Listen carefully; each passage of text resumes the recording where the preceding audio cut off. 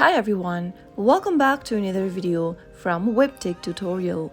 In today's video, I'm going to be guiding you through how you can download and install GoWish application on your iPhone. So let's dive into the video. First of all, open your App Store and also make sure that your device is connected to a stable internet. Once it is, go to the search box and type in GoWish and search. Soon after you find the search results displayed on the screen, tap the Get button and start your download. GoWish is a free digital wishlist application that allows users to create and manage wish lists for birthday, Christmas, weddings, and other special occasions.